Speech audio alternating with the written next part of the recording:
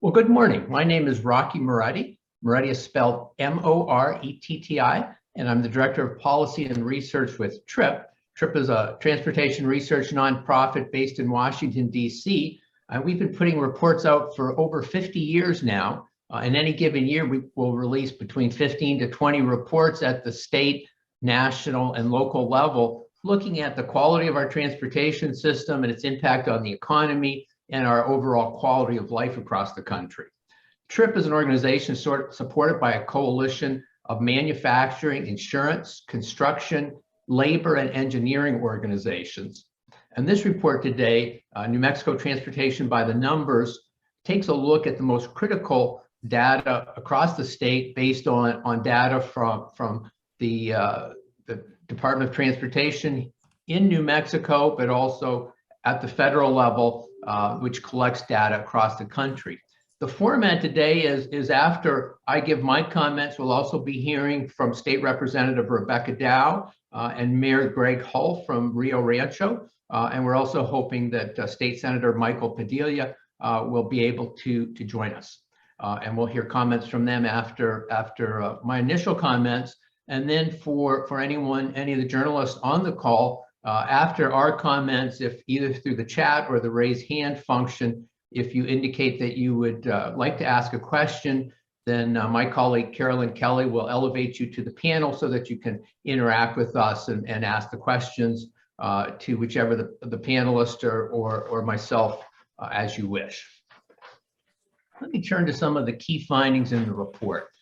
The report shows that pre-COVID, there was a significant ongoing increase in vehicle travel in New Mexico. From 2000 to 2019, it had increased by 22%. And then, of course, COVID-19 hit. And we saw in that initial spring that there was a 41% drop in vehicle travel in New Mexico. And then what we saw was a slow recovery in overall vehicle travel. And just the latest data that's come out from November of 2021 shows that vehicle travel in New Mexico was 15% higher than November of 2019. So it's just a tremendous return to high levels of travel, which also indicates significant economic activity and just essentially people again gaining the significant benefit of mobility in terms of their quality of life and their access and ability to all of the economic and social interactions that mobility made possible. In November of last year, there was a significant approval of legislation at the federal level. The Infrastructure Investment and Jobs Act, bipartisan bill was approved, and it resulted in a significant boost in funding in New Mexico. In this year, the first year of the bill, the state will receive a 35% increase in federal funding for roads, highways, and bridges. So a significant addition to the funding that the state will have available to make many very critical projects move forward. But in addition to the additional federal dollars, there's going to be a need as the state starts to see mobility ramp up to have a significant boost in funding to make sure that the system remains reliable or the reliability of that system increases to address the significant challenges in maintaining the state's roads, highways, and bridges, and also to address the state's significant traffic safety challenges. The New Mexico Department of Transportation has provided a list of $5.1 billion of needed but currently unfunded transportation projects that would be very vital in improving quality of life across the state. And so finding the additional funding to begin to work through this list of critically needed projects is really a challenge, but a huge opportunity in New Mexico. The report points out that across the state, the cost of driving on rough roads, the value of lost time and wasted fuel due to traffic congestion, and the economic cost of traffic crashes in which the lack of adequate roadway safety features was a contributing factor is $3 billion annually. So there's a significant price tag in New Mexico of not making the transportation improvements that are necessary. TRIP reports that the average motorist in the Albuquerque area is spending an additional $2,604 annually in the cost of driving on rough roads, the value of lost time and wasted fuel due to traffic congestion, and the economic cost of traffic crashes in which the lack of adequate roadway safety features were a contributing factor. The TRIP report finds that the average motorist in the Santa Fe area is spending an additional $2,020 annually in the cost of driving on rough roads, the value of lost time and wasted fuel due to traffic congestion, and the lack of desirable safety features on the state's roads. I can break that down a little bit more. When we look at rough roads, we look at the current condition of the system, and then we take a look at the condition of roads. And what we've seen from research is as road conditions deteriorate, it puts more stress on vehicles. So not only do they need more routine maintenance and they're burning more fuel, but their lifespan is diminished the worse shape the roads are in. And so that's a critical factor for anyone, obviously, who's keeping a vehicle on the road. We want those vehicles to last as long as possible. Unfortunately, the state has significant challenges in keeping good pavements, and those, of course, are maintained by state and local governments. The report finds that in the Albuquerque area, 39% of major roads have pavements in poor condition, and another 21% are in mediocre condition. In the Santa Fe area, the report found that 32% of major roads have pavements in poor condition, and 21% are rated in mediocre condition. Across the state, we look at bridge conditions and note that 5% of the state's bridges are structurally deficient. These are bridges that, while are still safe to carry travel, need immediate repairs, and another 58% are in fair condition. That's a critical number because what we're seeing is that as bridges age and as pavements age, that the simple routine repairs don't last as long as they once did, because oftentimes they're a sign of underlying issues with the subbase of a roadway or the structures supporting a bridge. And in time, more significant, more costly repairs are needed. But these are critical to maintaining the long-term integrity of this system. We also took at the reliability of the system. And here we saw that with this vehicle travel returning, actually exceeding pre-pandemic levels, that in the Albuquerque area, that the average motorist is spending an additional 45 hours annually stuck in traffic and wasting 14 gallons, excuse me, let me start over. I got one of the numbers wrong. The TRIP report found that in the Albuquerque area, TRIP estimates that the average area motorist is spending an additional 45 hours annually stuck in traffic and wasting an additional 21 gallons of fuel due to traffic congestion. In the Santa Fe area, TRIP estimates that the average motorist spends an additional 29 hours annually stuck in traffic, wasting additional 14 hours of fuel annually due to traffic congestion. We also look at traffic fatalities in the state and notice that reported that over the last 5 years, there have been 1,894 traffic fatalities in New Mexico. And we also note that the rate of traffic fatalities is the third highest in the country. We know from a number of reports and studies that when you put in cost-effective roadway safety features, everything from rumble strips to good intersection design, to good lighting, to guardrails, to crash barriers, we see a significant improvement in traffic safety. We also see the need for also protecting non-motorists, bicyclists and pedestrians, and making improvements to facilities for bicyclists and pedestrians are also critical in improving traffic safety. Combined, making these investments can have a huge impact in terms of traffic safety. The report notes that over the last 5 years, on average, there have been 150 traffic fatalities annually in Albuquerque. The TRIP report also finds that over the last 5 years, on average, there have been 29 traffic fatalities in the Santa Fe area. It's absolutely critical that both state and local governments, as they modernize the transportation system in New Mexico, also include the state-of-the-art in terms of the safest possible facilities in terms of protecting motorists and non-motorists alike. The report also notes that the system is the backbone of the state's transportation system or the state's economy, excuse me, with $120 billion of goods being shipped annually from and to sites in New Mexico, a number that's anticipated to more than double over the next 25 years. And finally, the report notes that the New Mexico Department of Transportation which is it made significant progress with the funding available in terms of moving forward critical projects, notes that they have $5.1 billion in projects that are needed to increase the capacity of part of the system, to address reliability, to accelerate the preservation of critical highways and bridges across the state, and also to improve traffic safety on major routes throughout the state, but including interstates 10, 25, and 40. So I'm going to conclude there, and I'm going to ask Senator Mike Padilla to go ahead and provide his comments, and then we're going to hear from Representative Rebecca Dow and Mayor Greg Hall. Senator? Thank you very much, Rocky. I appreciate the comments. Thank you for the detail. Thank you for inviting me. We're running around, pulling our hair out literally around this round building. And I just want you to know that the data and information is very useful as we make our decisions. So thank you very much for recovering those items. You know, it seems as though it is just as hard to have money as it is to not have money in some of these budget years. And we are flush with cash right now. I do have to say that one word I may have wanted to hear maybe a little bit more is, yes, there's absolute economic development, job creation, issues there that a good roadway system will help us with, and all the other things that you mentioned. But one thing I'd like to talk just a little bit more about is the simple safety of it all.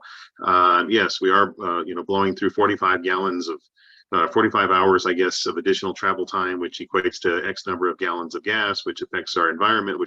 But on top of all that is just simply the safety of it all. We have some of the fastest growing areas in New Mexico in my district, which is the west side of my district, on what's called the Southwest Mesa. It's one of the fastest growing areas in the state. And then we also have Mesa del Sol, which is growing tremendously. So, we're looking to fully fund the reconstruction and rebuild of the Rio Bravo Bridge, which feeds most of the Southwest Mesa in Albuquerque and Bernalillo County. And then, of course, the freeway exit off of I-25 going up to Mesa del Sol, which is an incredibly innovative place in New Mexico, and also something that's going to generate economic benefits, for decades. That's a huge project that we're in the middle of right now, and I'm assuming that we'll be able to glean and gain some additional funding that way. But there are multiple other areas in the state. If we don't get our hands wrapped around these right now, then we're going to see some pretty serious traffic fatalities, even more than we're seeing right now.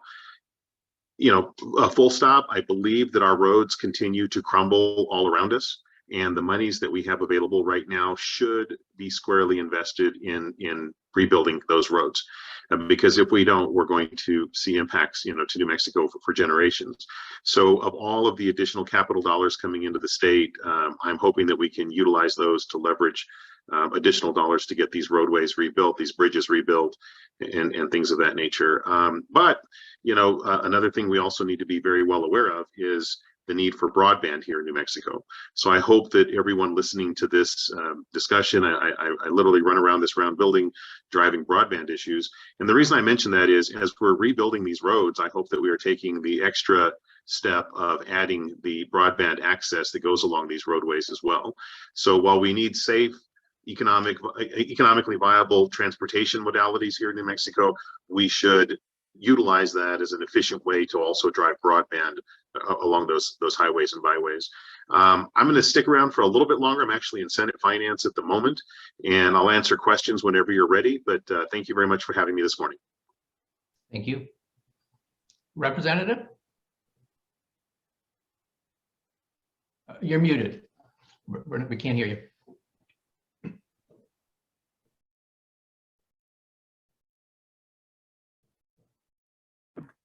There we go. Sorry about that. Thank you so much, Rocky. And I just want to thank Tripp again for the report that they put together.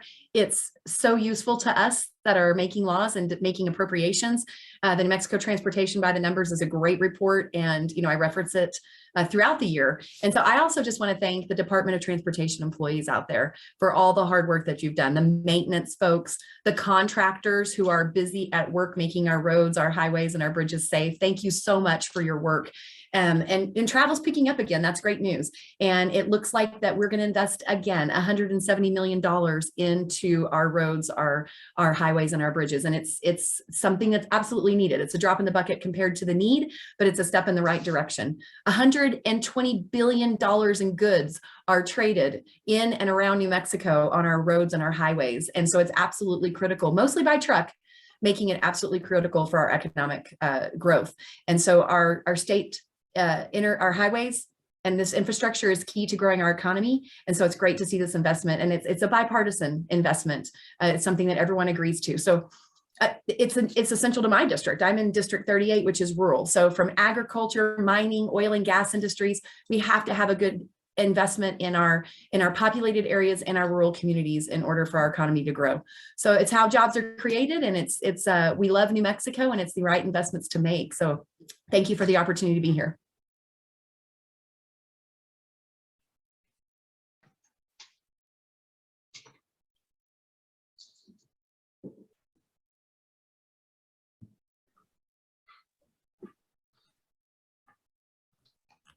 See, Rocky, you're muted. Yeah, sorry, Mayor Hall. Now it's my turn to mute myself. So Mayor, go ahead, please. Okay. Well, good morning, everybody. Let me also say thank you for this very insightful report.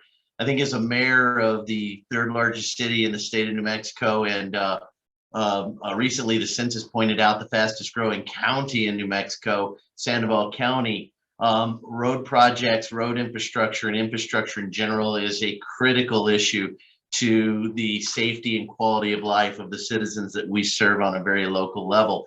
And so this is very exciting to be a part of this press conference, because we get to really articulate from a municipal standpoint the importance of a report like this, and having a report like this to use to talk to the state, the legislature, and to talk to the federal government about the needs and how it serves the local communities and how it really builds the local economy. Not only does the infrastructure, repairing this infrastructure create jobs, but it also leads to the economic development, getting the infrastructure in.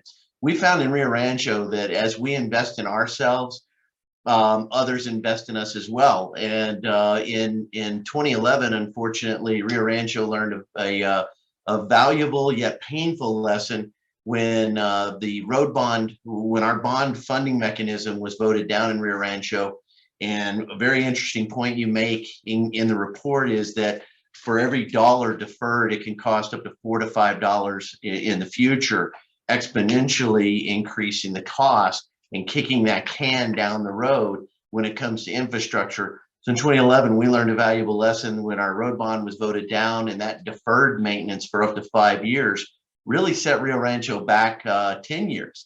It also showed a lack of willingness to invest in ourselves, and that set us back from an economic development standpoint when businesses and the state and federal government were, was more difficult to get them to invest in us if we weren't investing in ourselves. So we actually have had a bond cycle now that addresses road infrastructure, and I'm very proud that over the last 6 years, we've replaced more than 27 major road segments in Rio Rancho throughout our community, improving the quality of life, not only for the individual citizens, but the quality of business that's done from our local businesses.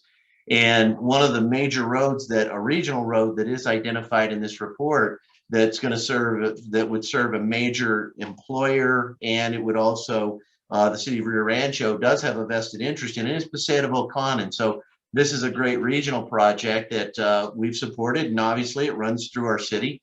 And so having this report and having this information to help kind of show what needs to happen as we move into the future is critical. And once again, I just want to reiterate, we know that roads and basic infrastructure is at the core of what we do in government. It's as simple as it looks. It is hard work. And honestly, you start down, there is no finish line after you start it, because after you get done with one road, one piece of infrastructure, there's another one and another one and another one. So there's never a finish line. So just when you reach one level of accomplishment, you look back and you realize, oh, I got to start on another one right away to keep the process going. So reports like this become an invaluable tool for municipalities to use and talk about and support the things that we're saying on a local level, saying, hey, we need these roads, we need this infrastructure. We've seen some major roads. 528 is a major highway that runs through the city of Rio Rancho. There's been great improvement to that, and that has tremendously improved the quality of life of the citizens of Rio Rancho and the commuters that come through our community on a day-to-day basis. A road like that supports a major corporation like Intel Corporation, which just took the amazing step of investing $3.5 billion into New Mexico, and is going to be creating thousands of permanent and temporary jobs over the next 3 to 5 years. So understanding that this infrastructure is critical, maintaining it and keeping it in good condition. I'm a big proponent of preventative maintenance because when you do the appropriate maintenance, you get a longer life out of the infrastructure. So not only rebuilding the infrastructure we have, but making sure we have the funding mechanisms to do ongoing maintenance to support the life, the length of life of the infrastructure, and to optimize and capitalize on the maximum value for the investment. So with that, I just want to say once again, I really appreciate this information that came out in the report, and I look forward to speaking to the representative and the senator about how we can get some funding to support these roads in Rio Rancho. Absolutely. Thank you, Mayor. Carolyn now will go ahead and take a look and facilitate any questions. Sure. Thanks, Rocky. As said, my name is Carolyn Kelly. I'm the Director of Communications for TRIP. We'll have a few minutes now for a brief Q&A with the panelists. If there are questions that you'd like to ask of them, you can either use the raise hand function or you can enter them into the chat below. I know that we've got a question from Robert Knott in Santa Fe. And Robert had actually sent me this question to me previously. I believe it's a question about the methodology behind the calculations for the extra vehicle operating costs and how we arrive at the extra vehicle operating cost numbers for drivers as a result of driving in roads in poor or mediocre conditions. So Rocky, if you wanted to elaborate on that a bit, I think that would be helpful for Robert. Sure. Just to clarify the methodology, there's really three components. One is the rougher the roads are on, the greater stress of vehicles under. And as you'd anticipate, that means more fuel consumption, more traditional wear and tear that needs ongoing maintenance. But it decreases the lifespan of a vehicle, and that has a huge cost. Congestion really is looking at, based on a lack of reliability, the additional gallons of fuel wasted, and then most critically, the number of hours wasted. And I believe the latest research values time at about $20 an hour. And I suspect most of us would actually put a much higher figure on those precious personal time that we have. And also for businesses, obviously, and also for freight shipments. And then the last part, safety, is very critical. Those are just looking at the economic cost. Lost productivity, cost in terms of people, healthcare costs, just the economic cost. And then we based on research, believe about a third of those crashes that the lack of adequate roadway safety features were not the primary cause, but the lack of those features contributed. So it's really just trying to monetize a significant challenge. Thanks, Rocky. I see one other question here in the chat from Jim Garcia asking, how does the future of autonomous vehicles affect revenues to help maintain New Mexico roads? I think you can cover that briefly, and then we can also turn it over to the elected officials as well. And I see Senator Padilla wants to weigh in. I know your time is limited, so Senator, if you want to go ahead first. Well, I appreciate that, Carolyn, and I don't want to jump ahead of anybody. But I did carry that legislation, some legislation, not that legislation, but some legislation, Mr. Garcia, through the Senate. I want to say it was last year, could have been the year before. All of this goes, we've had 2 special sessions last year, and here we are right again. But essentially, I carried the legislation to actually allow for the testing of autonomous vehicles in the state of New Mexico, where and what I learned through that process, and even down the road when autonomous vehicles are fully functional in New Mexico, it wouldn't be an effect on our state budget or our state revenue simply because it's another vehicle on the roads. They would have to be licensed for whatever purposes or reasons, whether they're autonomous farm equipment or whatever else it may be. But so those revenues would remain constant. We are in a very attractive position here in New Mexico because we have long expanses and we are the 5th largest landmass in the country. So you have to kind of get through New Mexico to get to where you're going. So what we've done is we will allow them to travel maybe from east to west, Arizona to California to Texas, Colorado south. They would have to pay the same, taxation or licensing or whatever that any other vehicle would. So I don't see, and I hope that answered your question there. I would just add to that it's not just autonomous vehicles. It's also, as we, the motor fuel tax, when we have more efficient vehicles or as we have people transitioning to electric vehicles, we're going to see that motor fuel tax going down, and we'll need to look for a way to maintain the roads that these autonomous vehicles, fuel efficient vehicles, electric vehicles will also be using. So it's a conversation that we do need to have. I see another question for the senator, so perhaps we can move on. And yeah, we've got another question for Senator Padilla from Robert Knott with the Santa Fe, New Mexico, and that is, what portion of ARPA funds might go toward transportation, road infrastructure improvements, and maintenance? Well, great question, Robert. Thank you. I think what you're going to find is wherever there is, ARPA can go directly to a project, but I think that the strategy that I'm serving on Senate Finance now, and the impression that I get is only what is going to be leveraged or maxed will come out of ARPA for transportation reasons, for the funds that come to the state. So you'll see a lot of legislators fighting for projects in their area, but the ones, it's my impression, the ones that are going to get funded are the ones that we can actually match with state dollars to drive extra efficiencies and double whatever amounts are available. So I hope that answered your question, but I think it's going to be dollars will come out of ARPA that are going to be leveraged in some way, shape, or form. Don't see any additional questions right now. While we wait just a moment for any last questions, I'll also note that the full report is available on TRIP's website right now. That's at tripnet, tripnet.org. You'll also be able to find a recording of this webinar there in the next half hour or so. There are also news releases for each of the urban areas in the report, as well as short sort of B-roll videos that have the high-level findings for each area as well. So with that, I'll turn it over to Rocky for the last minute comments, or if there's anything else that any of the speakers wanted to add, I would love to hear that now as well. Sure, and I'll certainly, if any of the other speakers would like to add something to our comments, I think probably as we begin to release these reports, we're seeing a common theme as the nation finally begins to come out of this COVID-19 challenge we faced the last 2 years. We're seeing economic and vehicle travel coming back to pre-pandemic levels, and it's really an opportunity and a challenge to make sure that we have the transportation system that's reliable, safe, and well maintained that we're going to need to really move forward in the direction that I think we'd all like to move in. And then I'll ask any of the other panelists if they have any final thoughts.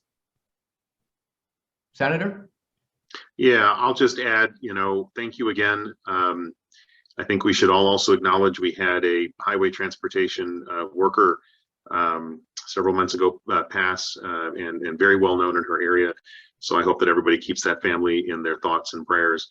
That's number one. And then just in closing, as the word on this, great data and information gets out, I really hope that people in New Mexico work really hard to reach their legislators, because this is the time to get your project done, because monies that are available. We really have an opportunity to turn a huge page here in New Mexico with regard to transportation because of the funding levels that are available. So I highly recommend that folks reach their legislators to make sure that they're fighting for those projects in their towns and cities. Thank you. Thank you, Senator. Representative? Yeah, I would just, piggyback on what Senator Padilla has said. And I think one of the unique opportunities that we've had is because of the amount of money that's being invested in transportation infrastructure and our roads, our bridges, and our highways, that we have 6 Department of Transportation districts, and each were able to complete a major project, or are now have funding to complete a major project. And I think that was unprecedented and is something that should be continued, so that every region sees a major road project and an improvement in their area, growing each economy, the economy throughout our state. Thank you. Thank you, Representative. And Mayor, you get the final word. Well, thank you, Rocky, and I certainly appreciate once again being a part of this press conference and getting to add the perspective of a mayor. As the chairman of the New Mexico Mayor's Caucus, I know that when I talk to mayors across the state, infrastructure, access, quality of life, economic development, all of these things are key to the growth, development, and sustainability of our cities. And so having a report like this that really helps us highlight, identify, and really put a pin in or put an exclamation mark on the projects that we're looking to accomplish really helps in that context. So we certainly appreciate the report. And we also want to say thank you to our senators and legislators and representatives that are all working together to do a great job to make New Mexico a great place to live and improve the quality of life for the citizens across the entire state. So to the senator and representative, thank you for your hard work. Thank you for your dedication to the citizens, and thank you to your dedication to the communities of New Mexico, because these dollars are critical to growing our communities. So for that, I'll just say thank you, and we appreciate all the work that you guys have done. Thank you, and thank everyone who participated in the call and called in. The TRIP staff is certainly available throughout the day for additional interviews if reporters, media have any questions on our report. And with that, we'll end today's conference. Thanks, everybody.